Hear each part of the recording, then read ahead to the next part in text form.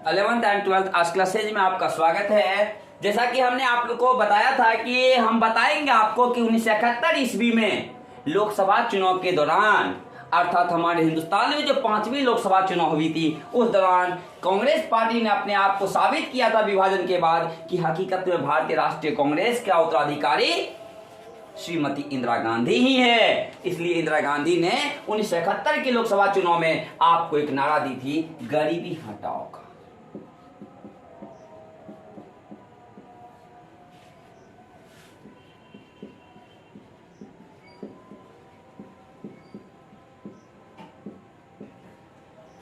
जब 5वीं लोकसभा चुनाव 1971 ईस्वी में हो रहा था उस समय में इंदिरा गांधी एक आपको नारा दे, गरीबी हटाओ का।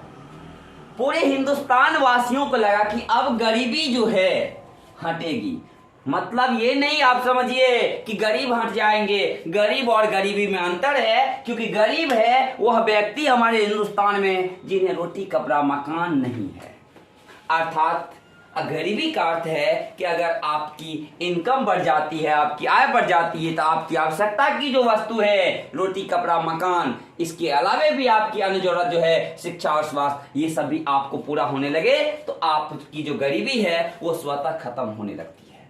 तो हम लोग कहेंगे गरीबी हटाओ का नारा दी थी, जिससे लगा पूरे हिंदुस्तान वासियों को कि गरीबी हमारी ऐसी सरकार आ रही है कांग्रेस की, एक नई प्रधानमंत्री जो हमारे देश के प्रथम आपको महिला प्रधानमंत्री बनी थी, उसके माध्यम से कि गरीबी हट जाएगी। जिस वजह से पूरे भारत के लोगों ने विश्वास करके कांग्रेस पार्टी को वोट कर दिए और पूरे भारत से कांग्रेस पार्टी को बहुमत मिल गया। और जब कांग्रेस को बहुमत मिला, अर्थात बहुमत आपको कोई कम आपको सीट पर ये प्राप्त नहीं किया। उस समय में जब 518 सीटों पर चुनाव हो रही थी अर्थात 1971 में, तो 518 सीटों में से 352 सीट पर जीत मिला अर्थात कांग्रेस पार्टी को। और दूसरा स्थान उस समय में प्राप्त करने वाली जो पार्टी रही वो आपको भारतीय कम्युनिस्ट मार्क्सवादी पार्टी,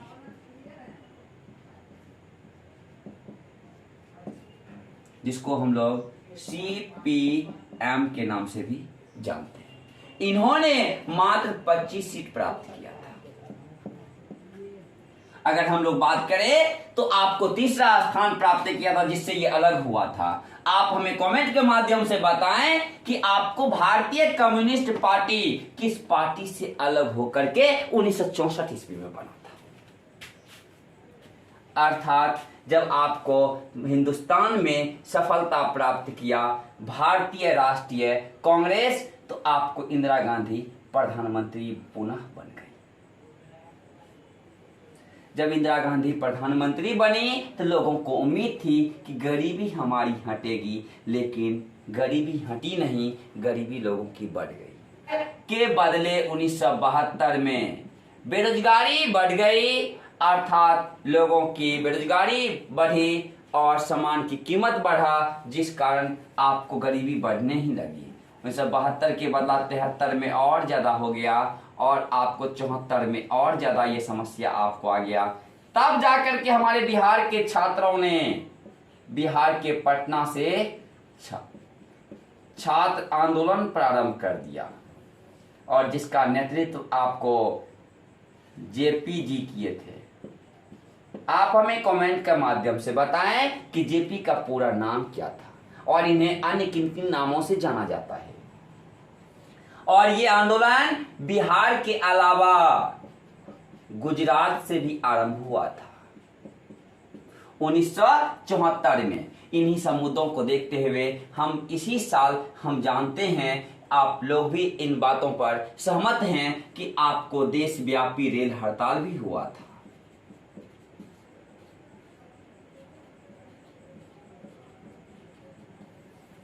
उन्नीस में इसी साल एक आपको असम का नेता था जिसका नाम था DK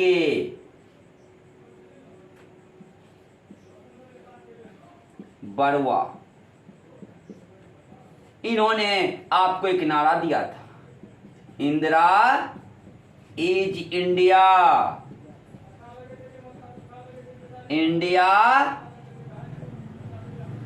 इज इंदिरा, अर्थात इंदिरा ही भारत है, भारत ही इंदिरा है। आप डी के बड़वा को जानते हैं, अर्थात देवकांत बड़वा। इस प्रकार से 1974 ईस्वी में आंदोलन ही आंदोलन हो रही थी। तब जाकर के आपको इंदिरा गांधी को 1975 में लगा कि हमारी सत्ता खतरे में है। तब वो आपको जाकर के उस समय के राष्ट्रपति फखरुद्दीन साहब से मिलते हैं और हमारे देश में अनुच्छेद 352 के तहत राष्ट्रीय आपातकाल की घोषणा करवा देते हैं।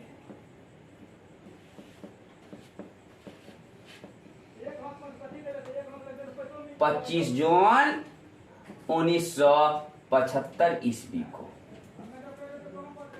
हम आपको अगले वीडियो में बताएंगे कि आपको आपातकाल कैसे आपको लागू होता है, आपातकाल कितने प्रकार के होते हैं और ये कौन से अनुच्छेद के तहत कौन सी आपातकाल लागू की जाती है।